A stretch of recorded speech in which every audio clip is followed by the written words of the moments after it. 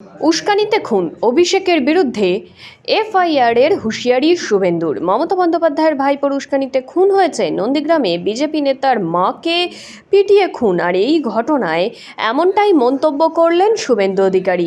আগামী শনিবার তমলুক, কাঁথি সহ রাজ্যের একাধিক লোকসভা আসন নির্বাচন রয়েছে, আর তার আগে অগ্নিগর্ভ পরিস্থিতি।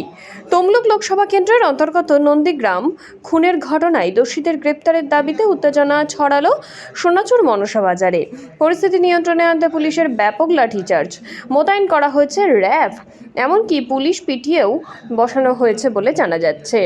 এই প্রসঙ্গে এই দিন শুভেন্দু অধিকারী বলেন, দেশের অন্য রাজ্যে ভোট হয়, কিন্তু বাংলার মতন হিংসে হয় না। হারবে জেনেই হিংসার পরিস্থিতি। মমতা বন্দ্যোপাধ্যায়ের ভাইপোর উস্কানিতে খুন হয়েছে বলে চাঞ্চল্যকর অভিযোগ।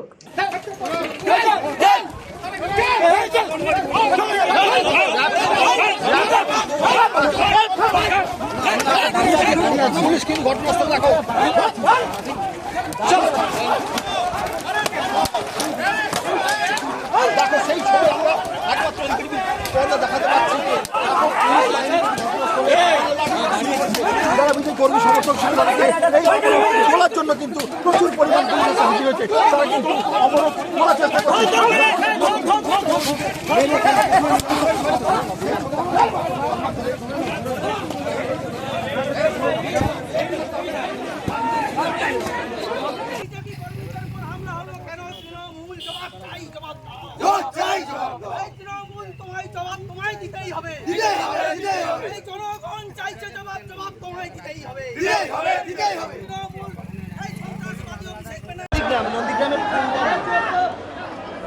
মমতা ব্যানার্জির ভাইপোর উস্কানিতে খুন হয়েছে।